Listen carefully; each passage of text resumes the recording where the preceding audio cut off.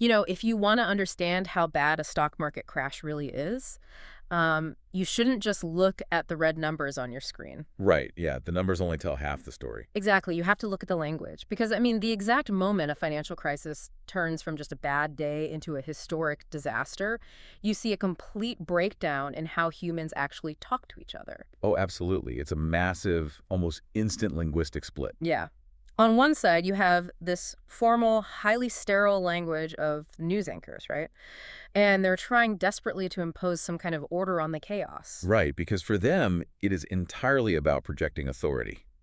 When institutional anchors deliver financial news during a panic, they use a very clinical, almost surgical Like they're vocabulary. completely detached from it. Exactly. The delivery becomes very binary and controlled. Right. It's essentially a mechanism to signal stability to the public, even when the underlying financial architecture is just fracturing in real time.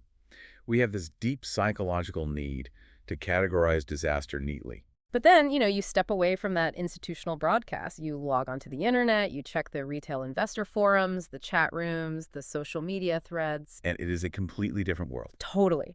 That sterile, controlled environment just completely evaporates. And it's replaced by this absolute, darkly humorous linguistic chaos. Yeah, you have a whole new vernacular being invented in real time. Right, by people who are literally watching their life savings vaporize. It's raw, it's visceral, and it paints a totally different picture of the crisis. The contrast is honestly jarring. I mean, Word. going from the anchor desk to a live comment section during a market crash, it's like traveling between two different realities. Yeah. But if we connect this to the bigger picture, this linguistic whiplash isn't just some quirky byproduct of the internet. Language actually acts as a mirror for the entire psychological journey of a financial crisis. And that is exactly our mission for this deep dive today. We are exploring how the Korean language captures the sheer terror of financial disaster. It's a fascinating progression. It really is. We are going to trace the journey of a stock market crash entirely through vocabulary. So starting from the standard buttoned-up terminology of the evening news, down into the raw mechanics of the trading floor, and then finally arriving at the highly self-deprecating internet culture of the everyday retail investor. And, by looking at how a highly specific, high-stress scenario, like a market crash, is articulated, you uncover an immense amount about a society's cultural norms, its socioeconomic pressures, and really its resilience. For sure. Korea provides a particularly fascinating lens for this because of that stark contrast between its formal, normative media structures and its incredibly hyperactive, slang-driven internet culture. Right. So to really see that contrast, we have to start at the very top. We have to look at how the media officially announces the crisis to you, the public. Because the internet reaction doesn't happen in a vacuum. Exactly. It's a reaction to the breaking news headline. So when the Korean stock market takes a massive historic nosedive, there is one core high-frequency summary term that the media relies on to set the stage. It is the absolute gold standard for a disastrous day on the trading floor, which is Jomunwolyeoil. Right. Jomunwolyeoil, which translates literally to Black Monday. Yeah.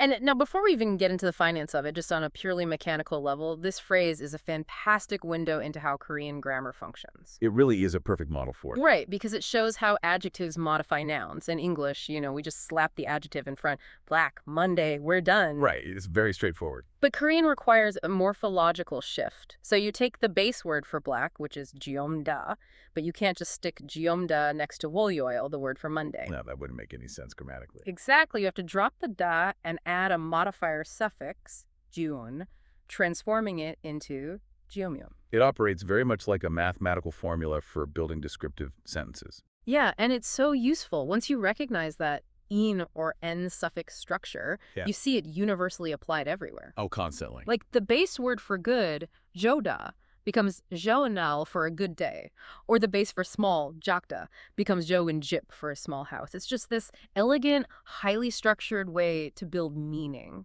It is, but the grammar is really only half the story here. The real intrigue is in the media's choice to use this specific translation. Right, because the concept of Black Monday originated in the U.S. Exactly, specifically referring to the catastrophic global stock market crash of 1987. Usually in modern Korean, when a concept like that is imported from the West, it just comes over as an English loanword. Right, like we see that constantly in tech and finance. All the time. They could easily just use the Korean phonetic spelling for Black Monday, which would be Bil Mandi I. The public would understand it instantly. But they don't do that. Serious Korean financial news actively avoids doing that for their major headlines. They bypass the loanword and default to the literal Koreanized translation, Jomunwolyeoil. Right. And that feels like a very deliberate editorial choice. It's as if the news organizations are saying, we're treating this with maximum domestic gravitas. That is precisely what they are doing.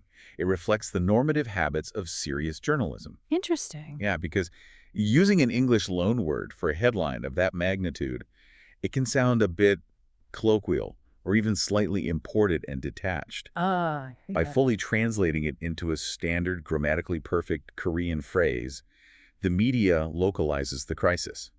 It plants a flag in the ground and essentially says, this is not just some global abstract concept. This is a severe domestic event, and we are handling it with the linguistic formality it demands. Right, so if you imagine an anchor sitting at the news desk, the graphics are glowing red behind them, the delivery sounds incredibly authoritative. Very serious.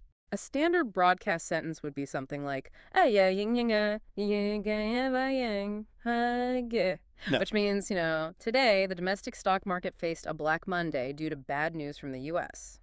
It sets the stage perfectly. It is the official stamp that a macro-level crisis has arrived. Right. But, a headline can only do so much. Right. Once the anchor establishes that it is a Black Monday, they are immediately faced with a totally different problem. Yeah. They have to explain how the market is falling apart. They have to describe the speed, the mechanics, and the sheer volume of the sell-off. And this is where the language completely shifts gears. Yes, drastically. We leave behind those elegant, formal, grammatical constructs of the headline, and we basically descend into the jagged, highly urgent vocabulary of the trading floor. The macro summary gives way to the micromechanics. Exactly. And the primary mechanical term you will encounter during this shift is Pongnak. Pongnak. Yeah. It's a Sino-Korean word that means a plunge, a heavy drop, or a severe slump. And there's a phonetic weight to this word that is quite literal. Oh, yeah. The pronunciation rules in Korean make this word sound exactly like what it describes. It really does. Because if you look at the spelling, it essentially looks like pokrak. But because of Korean nasalization rules, which are basically designed to make speech flow more naturally without hard stops, the consonants blend together, so it is pronounced Pongnak. Right. The linguistic mechanics create an auditory mimicry of the event itself. It's like onomatopoeia almost. Basically, yeah. That heavy eng sound blending into the n creates a literal thud. Pongnak.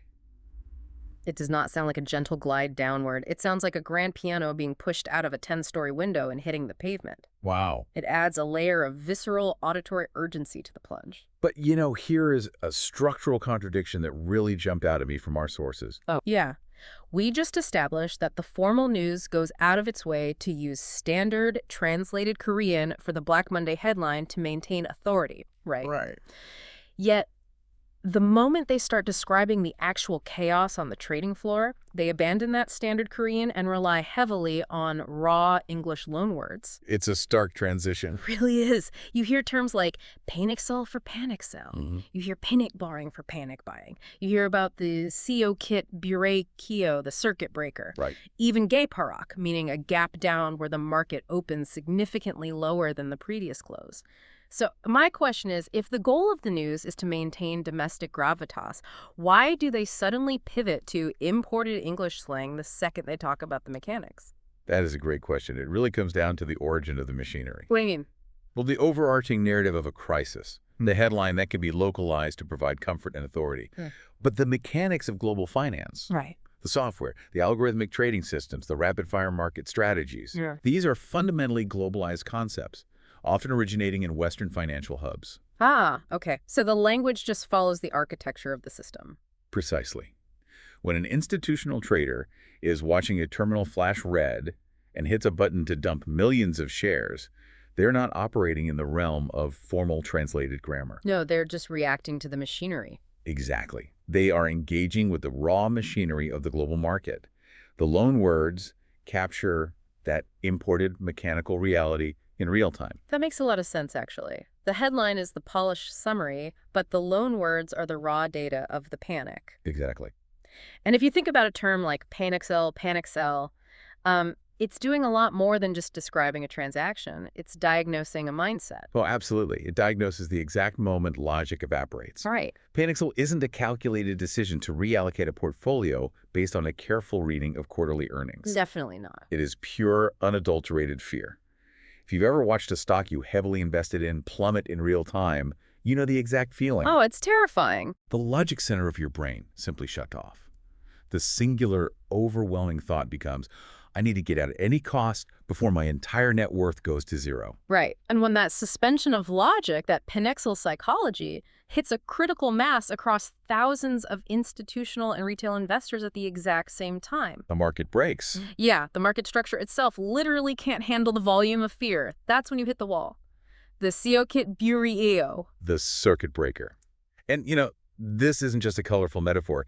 It is a hard-coded systemic intervention. Right.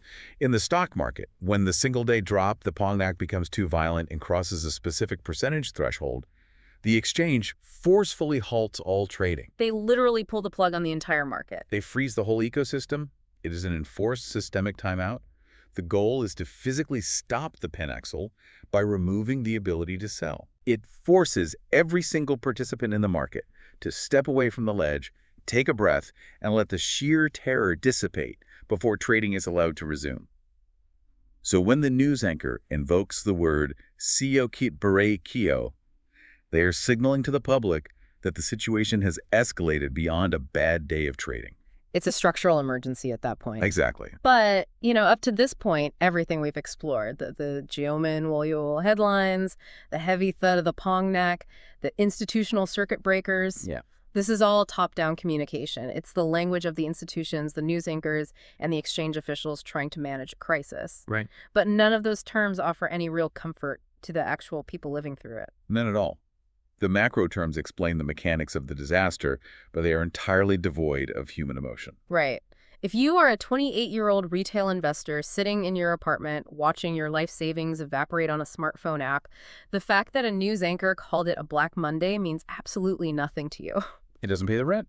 Exactly. That sterile language just doesn't capture your reality. So retail investors turn to something else entirely. They abandon the newsroom Korean, and they retreat into the highly specific, deeply ironic world of internet slang. And this is where the linguistic journey of a market crash becomes intensely cultural. The vocabulary used on retail investor forums during a crisis is arguably more revealing about modern Korean society than any formal economic textbook. I completely agree. And the most fascinating term that emerges from this online culture in our sources is Hangang View, Yes. which literally translates to Han River View. And I mean, on the surface, that sounds incredibly pleasant. Very scenic. Right. But during a market crash, the meaning of this phrase flips upside down and becomes one of the darkest, most layered jokes on the internet. It really does. To fully grasp the gravity of Hangang, you have to understand its dual meaning, which is steeped in the extreme socioeconomic realities of South Korea. In normal everyday life, having a Han River view is the ultimate, often unattainable symbol of success. The Han River bisects Seoul, and the real estate lining its banks represents the absolute pinnacle of wealth. If your apartment has a Hangang Bi, you have conquered the social hierarchy. Right. It's the equivalent of having a penthouse overlooking Central Park in New York. Exactly. It is this dream that is constantly dangled in front of the working class. But the reality is that the Korean housing market is notoriously expensive, and upward mobility is incredibly difficult for the younger generation. For many of them, grinding away at a standard salary will never, ever buy them a Han River View. Never. Which is exactly why there has been such a massive boom in high-risk retail investing, particularly among younger demographics. Oh, that makes sense. Yeah. The stock market, and often the cryptocurrency market, is viewed not as a slow, compounding retirement vehicle, but as a gamified high-stakes gamble. Like a lottery ticket. Essentially, yes. It is seen as the only realistic lever left to pull to jump social classes and actually achieve that Han River wealth. Wow. So when a catastrophic market crash happens and that lever breaks, the irony of the Hangang View comes crashing down. Exactly. When that Pongnak wipes out a retail investor's portfolio, netizens on stock forums will post screenshots of their devastating losses and start joking about going to the Han River. It's a multi-layered, very grim pun. Yeah. On one level, going to the Han River is a dark, self-deprecating nod to the absolute despair of losing everything.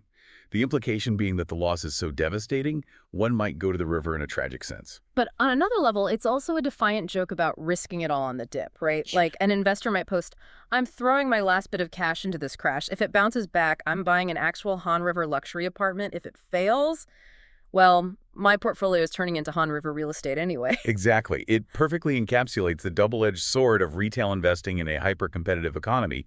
It holds the fierce ambition for extreme wealth and the visceral despair of sudden poverty in the exact same 3 syllables. It's wild. It reminds me of the gallows humor you see among emergency room doctors or firefighters dealing with extreme trauma. That's a perfect comparison. Because when you are operating in a high-stress environment, and the reality of the pain becomes too overwhelming, you simply cannot process it with clinical, formal language.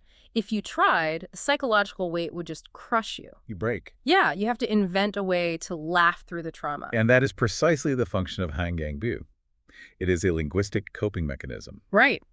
When the sterile economic terms fail to articulate the pain of a vanishing future, people create new language. They use geographically grounded, culturally specific slang to form a unique kind of online solidarity. Yeah. They are collectively laughing into the void, which basically acts as a buffer against the panic. It's honestly incredible to step back and look at this entire journey. Right. We have mapped out the entire anatomy of a financial crisis using nothing but vocabulary. It's quite a trip. We started at the absolute peak of institutional control, right? With the formal, grammatically perfect Jomunwolyeoil Black Monday being announced from the pristine news desks. Right. And then we stripped away that formality and descended into the raw mechanics of the trading floor. We felt the heavy phonetic thud of the Pongnak and watched the imported, panic-driven English loanwords trigger the Seo Kit Bre Kio. And finally, we arrived at the emotional aftermath. We were sitting with the retail investors on the internet forums using the dark, socioeconomic irony of Hangang View to process the trauma. It just shows how language has to endlessly flex and bend to handle disaster from every conceivable angle. It really does. And it leaves us to the fascinating broader question about how societies function under extreme stress. We've explored how language reflects the reality of a market crash, but we also know that the language we use actively shapes how we perceive reality. Okay, so that implies that having a rich, multi-layered vocabulary for disaster might actually be a structural advantage. Exactly. Think about it. If a culture has clinical terms to calmly understand the mechanics of a crisis, but also possesses deeply cultural, darkly comedic slang to release the psychological pressure among the public, does that language act as a societal release valve? Oh, wow. Do cultures that lack this kind of linguistic flexibility, cultures that only have sterile institutional terms for disaster, do they struggle more to recover from the sheer trauma of economic volatility? It makes you wonder if a robust, adaptable vocabulary is just as crucial to keeping the financial system from collapsing as the actual circuit breakers themselves. That is a phenomenal thought to leave off on. Seriously, next time you see the markets tumbling or you read a perfectly polished headline announcing a global crisis, look past the numbers. Always look past the numbers. Pay attention to the words being deployed. Watch for where the sterile institutional news ends and where the raw human reaction begins. Because somewhere in that linguistic gap between the anchor desk and the internet forum is where the real story of the crisis is always hiding. Thanks for joining this deep dive, and we'll catch you next time.